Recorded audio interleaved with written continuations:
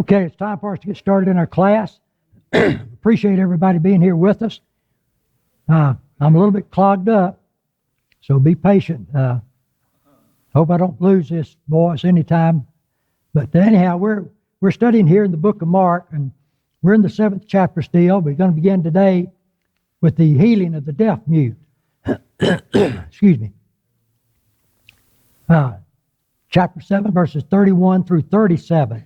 I want to begin reading that. I'm reading from the New King James Version of this.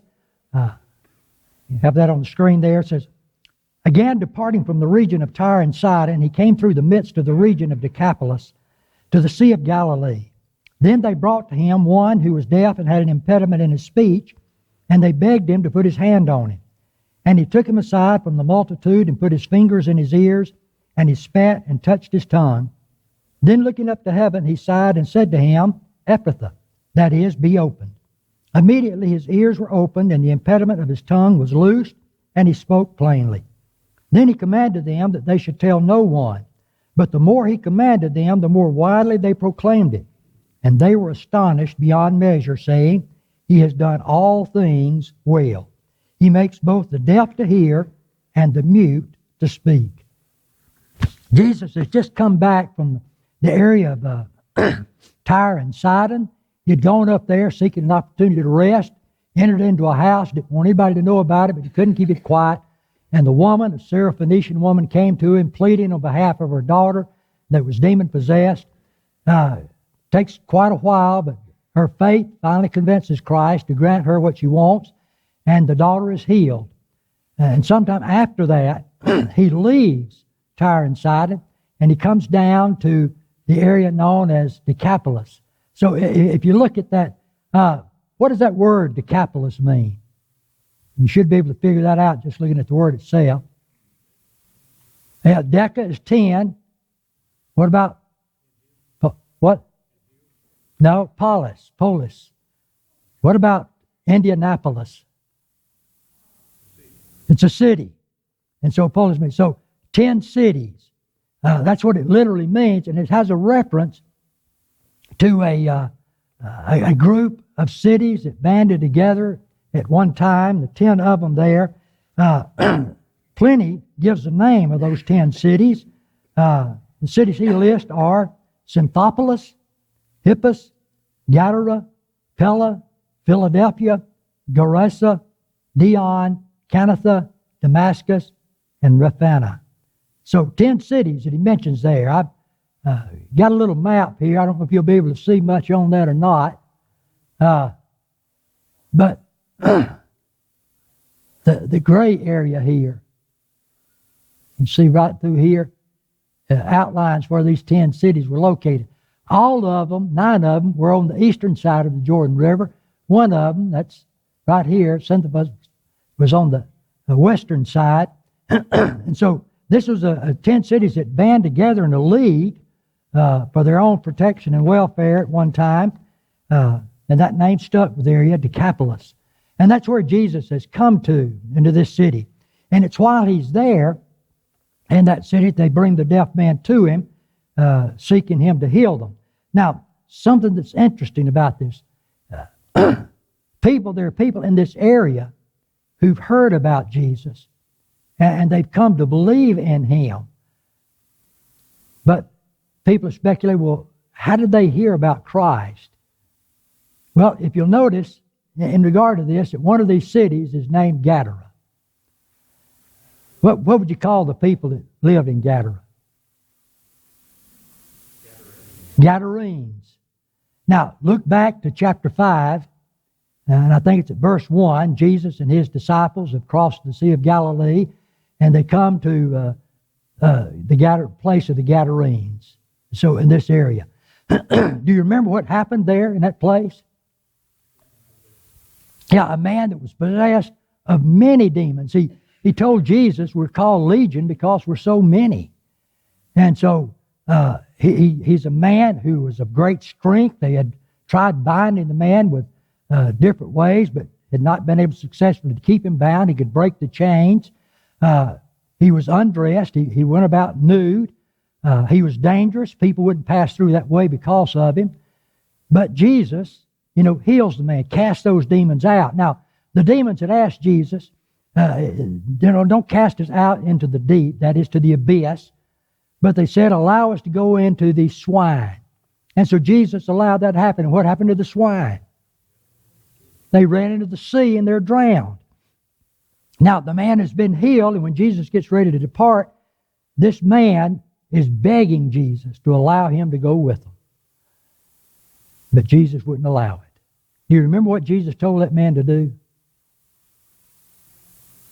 He told him, you go back to your home, and this is in Mark chapter 5 and verse 20, and you go there, he says, and you tell the people what wonderful things the Lord has done for you. And the text tells us there, he departed and began to proclaim in Decapolis all that Jesus had done for him, and all marveled. So he did what Jesus said. He went and began telling people about what Christ had done for him, and the people of Decapolis, those areas that he went to, were individuals who believed what he said, and they marveled at what they had learned about Jesus.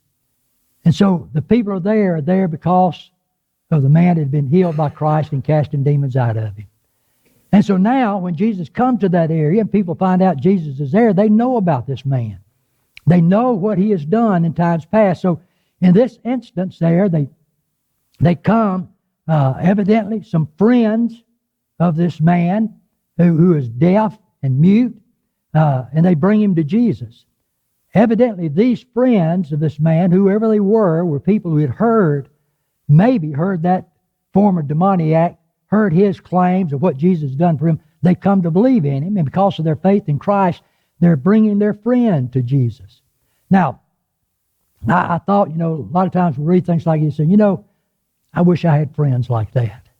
I wish I had friends that loved me enough that when they knew about, my situation, they'd want to help with it. But more important than that, we all ought to wish I could be a friend like that. You're like most of us. You have some friends that aren't followers of Christ. They've never become children of God. And we ought to be the kind of friend that recognizes that our desire, we want to bring them to Jesus. We want to do what we can to bring them to Christ. Not bring them to Christ to be healed of some physical illness, but to be healed of a spiritual illness, to be healed of the sins that they have. And Christ is the only one that can remove those sins. And we need to bring them to him. Absolutely. Jesus is a friend that will never leave you. And we need to be the kind of friends that will bring people to him. And this gentleman here, this deaf mute, we don't know his name or anything about him, but evidently he had friends that loved him enough that they brought him to Jesus. And so the man they're bringing is described as a deaf man. We have deaf members of our congregation here. The church here has been involved in deaf ministry for a number of years. But I was kind of interested in this word deaf as it's used. And it's not at all like I thought it would be. The word that's used there is in the Greek is the word kophos. And the root word of it means to cut. It signifies blunted, as dull, as a weapon. If you think about a weapon, such as what they would have had back then, maybe a sword, if that sword is blunted or dull, what does that mean? It's not going to be very effective for use as a sword. If it's blunted, maybe it's bent, it's dull, it's not sharp, it's not going to cut. And so as a weapon, it's not a very effective thing. Well, when this word is applied in life, and it's applied, for instance, to a weapon, it's going to be that which is useless, it's dull or blunted. But if you apply it to the tongue is blunted, it's dull, it means a person can't speak properly. He can't speak clearly. And it's interesting to me to notice that in some of the translations it talks about this man as having impediment of his tongue, which would suggest what? Can't speak plainly. I have some, I'm not really convinced that that's really what it's talking about here is an impediment in his speech, but that would be this idea, if his tongue is affected in some way, that he can't speak clearly. And so that would be the word it's used here, kophos. It's blunted, it's dull. But if you apply it to the ear, it means that that ear is blunted, it's dull, it can't hear. And so, deaf. Now, there are people who are legally deaf, but they can hear some things. But they can't hear sufficiently to carry on conversations with people. And so, there are those who are totally deaf. They can't hear anything. And, I'm not sure about this individual as to his deafness, how great that deafness was. But anyhow, he's a gentleman that's deaf, and he has this impediment of speech. Now, if you've been around the deaf much, if you say that they are mute, what do we mean by that? What? No sound at all. But the deaf people, even those that are totally deaf, can make sounds. And you'll be surprised sometimes you're around them and hear them. But why can't they speak? Why can't they talk like we do? Because they've never heard it. How do children learn to talk? By hearing, mom and dad talking to them constantly and everything, And when we talk to our children, for the most part, we don't talk to them. I'm not talking about infants. We don't talk to them like we talk to one another. Now, usually we're muttering things like "da-da," hey, Father, boy, I want the first words they say is going to be "daddy." So pick something simple, "da-da." It's you're saying the same thing twice, or "mama." Something simple. We want to be. Well, it takes time. But they pick up on that and they learn by what they hear. And that's how they learn to speak. Now, different people in different places are going to have different pronunciations for things because it's what they've heard, the way that it is. So this man, having this impediment in speech, I believe if he's been deaf from birth, he's never heard anyone speak, I don't believe that he just has an impediment. Brother Doris believed that the man had a problem of stammering. Well, that would be one impediment of speech, but I think if a man is totally deaf, he's got more than just stammering problems. He doesn't stammer, he can't pronounce words. And I think that may be the situation here with this individual. But whatever it is, he's not able to carry on a conversation because he's never heard. Now, I met one deaf lady, it's been several years back now, and she talks a whole lot better than I do. She was much clearer in the words that she spoke. She correctly pronounced the words, and like I said, did far better. And I had my doubts about her when they told her being deaf, and I said, I don't think so. I've been around deaf, and I know what they sound like, and this is not a deaf woman. Well, what I found out was she went deaf later in life. She had learned to speak. She had heard that growing up and learned how to speak. And so even when she became deaf, she was still able to speak clearly. But this man, I don't believe necessarily that had ever been able to hear. And so if he hadn't, he would have never been able to speak. Now, he would have been able to make sounds, certainly, and probably did, but would not have been able to hear. So why it's translated the way it is someone who has this impediment of speech, I don't know. I don't see anything necessarily in these words to indicate that he can talk, but he just can't talk clearly. But that may be the case. There may be something there that I simply missed. So this man is deaf. He's brought by his friends to Jesus. And what is it they want Jesus to do? They want Jesus to put his hands on the man. What does that mean? To heal him.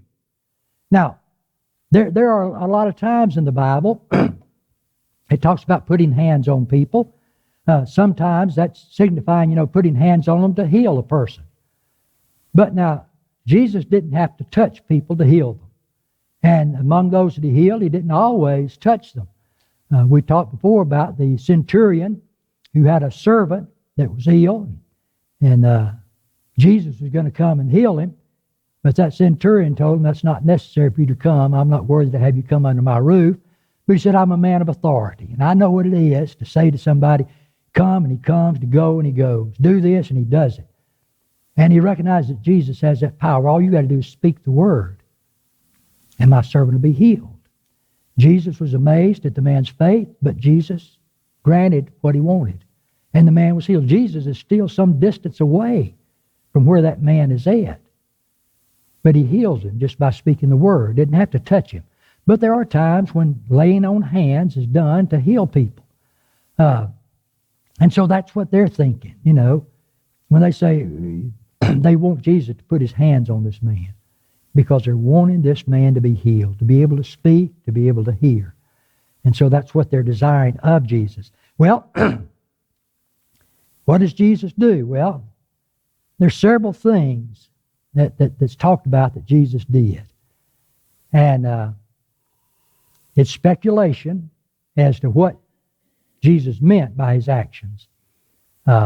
Different ideas are had by different men. I'm going to give my opinions, and these are not things that originated with me, but working with the deaf for a good while is one of the reasons why I think these things probably would be more in keeping with what Jesus was doing. The first thing that said Jesus did in working with these men was that he took him away from the multitude. Now, what would be the purpose for that? Why take him away from the multitude? And like I said, there are different ideas that people have given, and you may have some ideas that I haven't heard or thought of myself. Why do you think Jesus might do that? So that you can see what Jesus is doing. He's showing the power of God. Many times, even the woman that came, her daughter was healed that same self-hour, and she didn't do anything. But in the crowd, Jesus, like Lazarus, he would show the power of God. This just wasn't, a coincidence that he did. Right. The power of God was shown in Jesus. He wanted to show physically the power of God in him. Yeah. Now, if he'd left the man in the multitude and healed him, he would have been showing the power of God, and that way all the multitude would see it, and they would come to believe. But he chose not to do that. Multitudes, he would go out on the boat and preach. So right. In multitudes, you really don't know what's going on. You can't see from 3D down. So he pulled him out and showed the power of God. Okay, well, that's a real possibility. Like I said, I've read several different things that people have mentioned about it. Let me just give you an example or two. One gentleman said that Jesus did this because he knew that some of the people were there just out of curiosity, wanted to see a miracle. You remember when Pilate sent Jesus to Herod? Herod was glad to see Jesus. Why? He was hoping to see some miracle. And Jesus didn't do anything in Herod's presence. Jesus was not here to satisfy a person's curiosity. To provide them things. So some people think that maybe that the multitude is there. They want to see some miracle. They've heard about it. And they want to see it. So Jesus pulls the man away from it. But I think there are a couple of things that really would help with this. Yes, sir.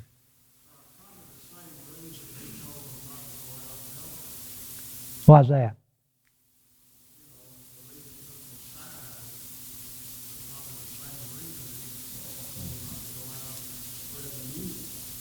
Yeah, well, one of the reasons he didn't want him going out was because what's Jesus been trying to do? Why did he go up to Tyre and Sidon? Why did he pull them aside and went across the Sea of Galilee at first?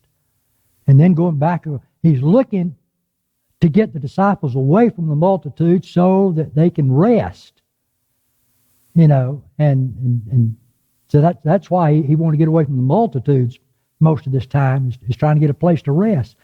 But here he's not really seeking rest from the multitude. Well, a couple of other possibilities, and I like this idea. Jesus is going to need this man's full attention. And he doesn't want the man distracted.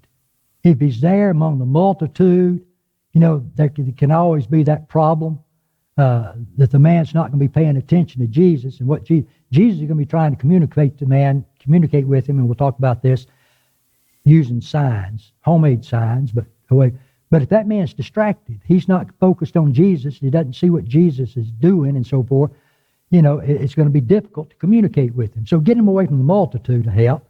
But there's something else that somebody suggested. I think I read this from Brother Frank Cox, and I really thought this was important, and I can see how this would be important for a deaf person.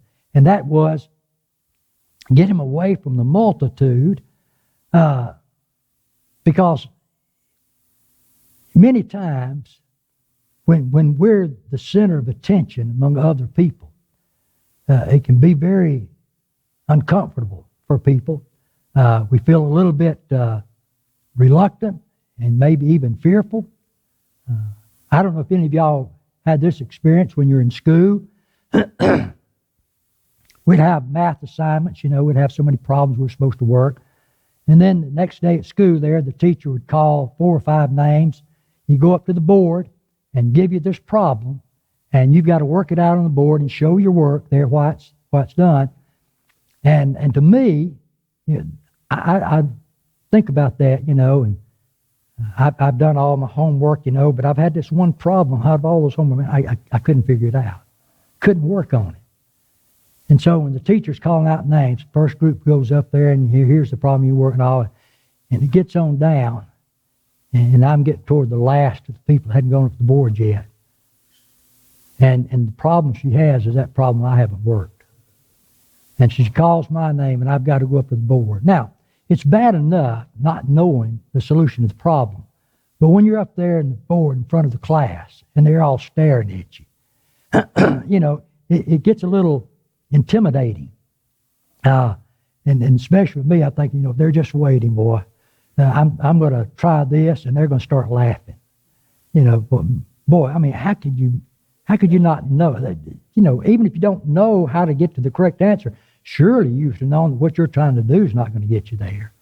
You just feel it. Well, deaf people tend to feel that way. Since they don't know what's going on, they can't hear around them. And sometimes there are those who will poke fun at deaf people just so they can make jokes about them because, hey, they can't hear anyway, so they don't know what I'm doing. They don't know that we're laughing at them. But there is that tendency that they seem to have, and I've noticed that among deaf people. They don't like being put forth among a lot of people when they don't know what's going on. They just have that feeling maybe that the hearing people are going to be poking fun at me. So maybe something along that line could have been the reason why Jesus pulled them aside. We'll never know for sure because the Bible doesn't tell us, and all these things we talk about is just speculation. But I think there are a number of reasons why Jesus would have done this. Yes, sir, Jerry?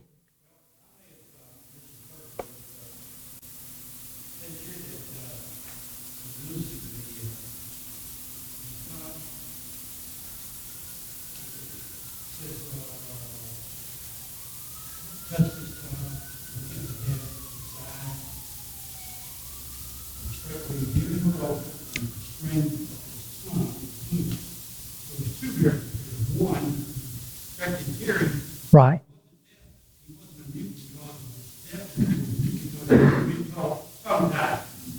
Yeah. Now that could have been. Yeah, that's what I say. But people, have different ideas of what that means. And that's why I say, a lot of this is speculation. We don't know. Now, I started once to mention this, and she's not here. My daughter was born tongue-tied. And I used to joke with people, I wish now I hadn't asked the doctor to clip that. Because she's not tongue-tied anymore. But no, literally, you can have that. There's that little thing that attaches the tongue there that it had to be cut. So it allowed the tongue to move. If your tongue's not able to move, you can't make certain sounds. You can't pronounce certain words. The tongue has to be in certain positions in the mouth to do that. So, again, that could be a possibility, Jerry, that the man was tongue-tied. But if he was totally deaf, even if he wasn't tongue-tied, he still would not have been able to speak. No, I'm saying he could have been tongue-tied, but even if he hadn't been tongue-tied, if he hasn't ever heard, he wouldn't have been able to speak. He could make sounds, but he wouldn't be able to speak. So anyhow, yes, sir.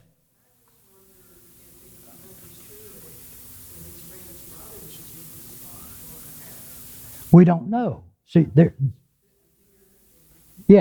there's a possibility, and because what I want to talk about next here in regard to this is just the question here. How do you go about communicating with somebody that doesn't know how, he can't hear and he doesn't know how to speak? How do you communicate with them?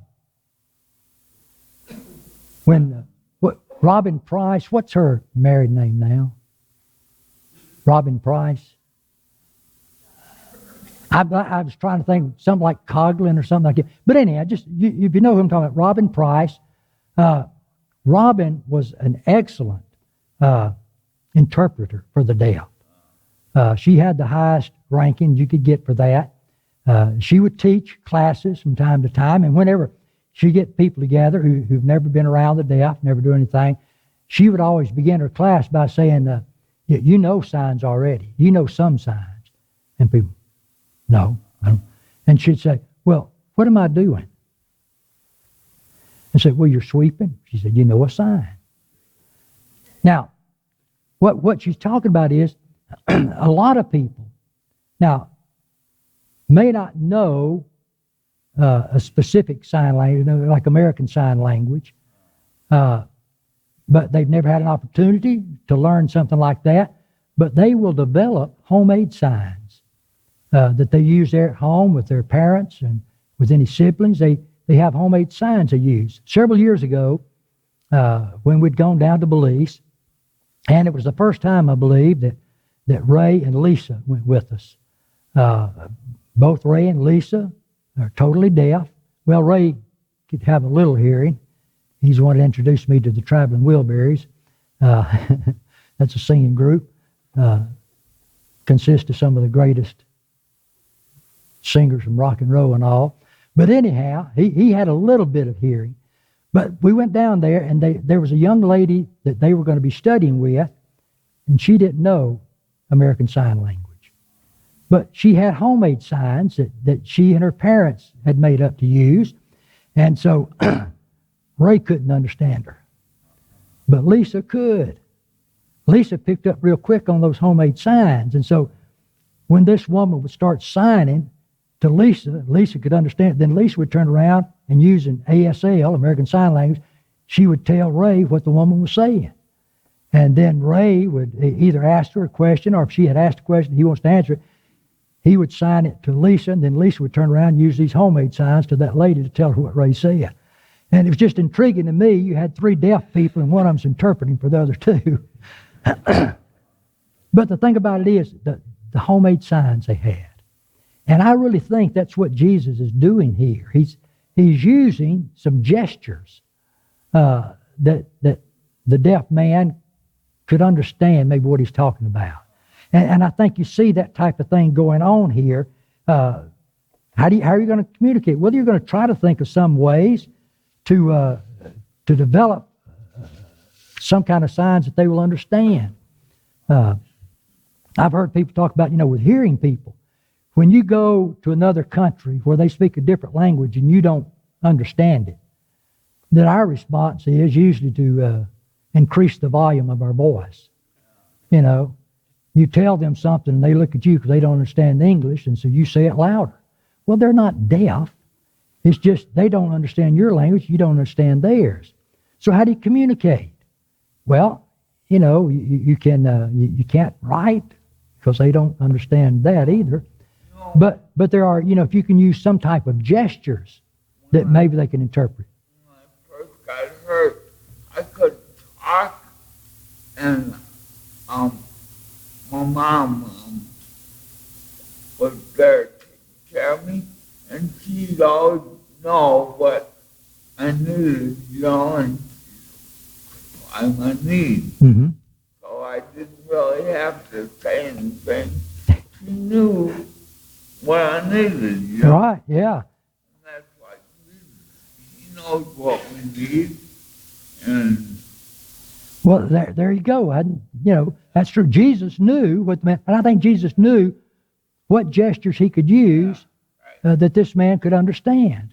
And as we look at them, the simple things that first he put his fingers in the deaf man's ears.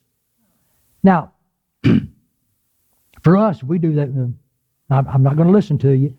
But now, what Jesus is doing, touching the ears, those ears that have never been able to hear, you don't understand maybe the value of them and what they're there for, but Jesus wants to know it's the ears that we're concerned about. And by touching them, to let him know maybe that I'm going to open up those ears so that you will be able to hear. I think his friends went with him and said, and he charged them that they should tell on me later. So you think his friends went with him and maybe they were... That's a possibility. Now, I meant to say something about that a while ago when Priscilla asked that question about his friends. They probably had some homemade, being friends, they probably had some homemade gestures that they used to communicate with him, to let him know what they were wanting to do. And so, hey, these ears, you've never heard anything. I want you to know that you'll be able to hear.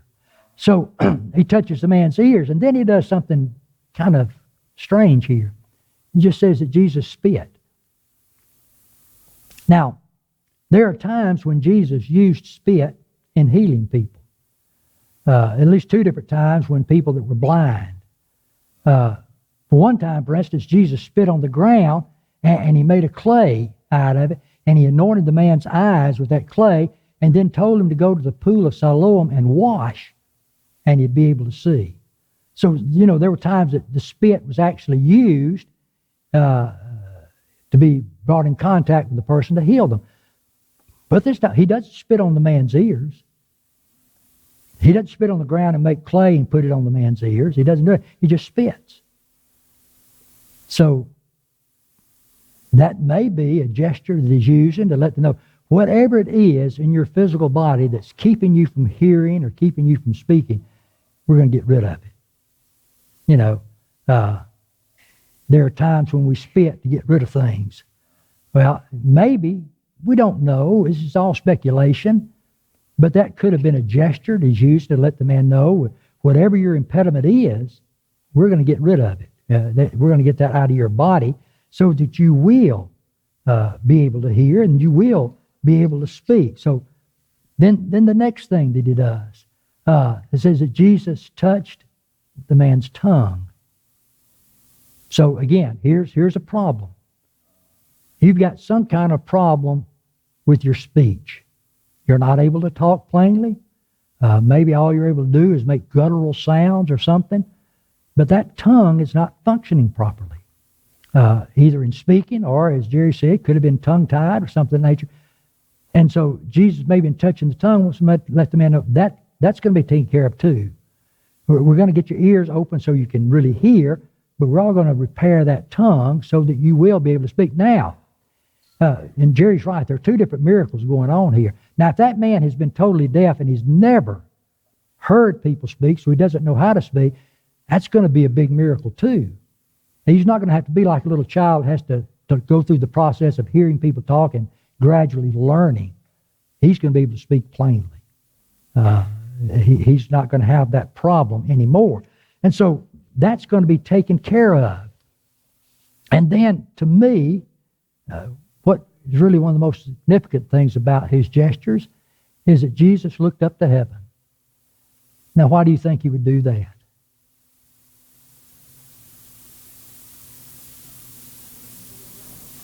Ma'am? Looking toward God? Why? All right, so the man would know where the healing's coming from. This is the work of God being done. He wants the man to understand that. Now, I think that's something that everybody needs to understand. What did James say when James talked about that in James chapter 1 verse 17? When he talked about every good gift and every perfect gift, what about it? It comes down from above, from the Father of lights, with whom there's no variableness or shadow of turning. Every good gift that you and I have in life came from God. We need to recognize that. I don't know, when I first heard this, it may have been a coach in school or something, but, and I've talked about this before, he said, I've seen pigs eating acorns off the ground without ever looking up to see where they came from. And he said, there's no excuse for man to receive gifts from God and never look up to see where those gifts come from. And so maybe Jesus wants this man to know, I'm letting you, I'm going to heal the ears and the tongue, but I want you to understand this comes from God. Jesus is not just a powerful prophet or something, or a magician. Jesus is God in the flesh. You need to recognize that these healings, these blessings that you have come from God. That's so important. There's a story in the Old Testament about Jehoshaphat when he was king there of Judah. And it was at a time when the people of the nations of Ammon and Moab and those of Mount Seir, a great army has come up against Jerusalem. And Jehoshaphat is scared because he recognizes we don't have the strength to withstand these armies. And so when he talks about it, recorded there in the Old Testament, and I think this is in 1 Kings, but he said to God, now here are the people of Ammon, Moab, and Mount Seir. You would not let Israel invade when they came out of the land of Egypt, but they turned from them and did not destroy them. Here they are, rewarding us by coming to throw us out of your possession, which you have given us to inherit. O our God, will you not judge them? For we have no power against this great multitude that is coming against us, nor do we know what to do. But here it is. He concludes by saying, but our eyes are on you. We don't have the ability to defeat this army. They're too numerous for us. And quite frankly, we're in a situation, Jehoshaphat says, where we don't know what to do. But our eyes are upon you. He knew to look up. And I think that's important for us in life.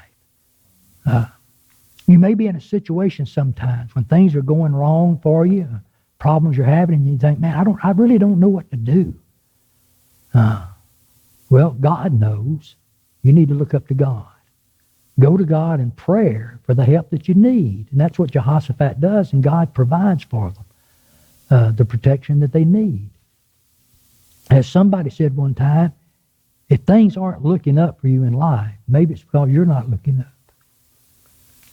Spend that time looking to God for the help you need and recognize He's the giver of every good and perfect gift, and He's the one who can and will help His children when they're in need. So we need to do that, to keep our eyes upon Him. So that's what Jehoshaphat was doing, and that's what the deaf man needs to understand. When Jesus looks up, it's because that's where the power is coming from. The power to heal and to make everything right with you now is going to come from God. And so recognize that. And when things go well, you have a doctor. I saw an advertisement last night. I watch hockey, so I keep up with the Predators, Nashville. And one of the advertisements for Vanderbilt Hospital. And they had a gentleman there who was diagnosed by them as stage 4 lung cancer. And the doctors gave him no hope. But he underwent the treatments that they were offering. And guess what? He's now cancer-free. And he's back there shaking hands with that doctor. He said, I owe him my life. And I couldn't help but think, that doctor may be skilled as skilled can be, but healings like that come from God. One doctor there in Dallas, and this has been long, long ago, had a sign on his door that said, I dress the wounds, but God heals it.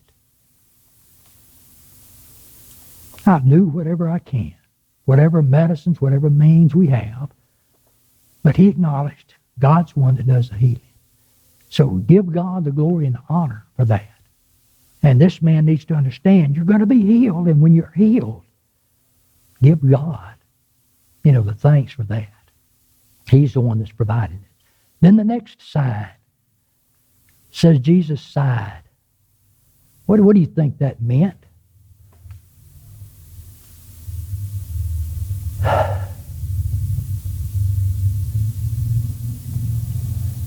I think it's speaking about the compassion that Jesus has for the man. I can only imagine what you've been going through in life. Growing up deaf and unable to speak, you've never heard your mother or your dad, never heard their voice speaking to you. You've never heard birds chirping. You've never heard a brook babbling. You've never heard any of these things. And because of that, you've been separated. And I can remember in regard to that Helen Keller was born blind, but she grew deaf, in her childhood. And she talked about that. And, she says, deafness was a far greater burden to bear. She says, my blindness separated me from things, but my deafness separated me from people. You can't communicate with them. You can't get out with the kids and play their games because you don't know what's going on, what's being said. So you're isolated in that way. Okay, our time's gone. I see people gathering from the classes out there. So, we'll begin still at this point next week and talk a little bit more about that. And then the final communication that Jesus has with him is by the spoken word. All right, appreciate your attention. We have about 20 minutes then before our next worship hour.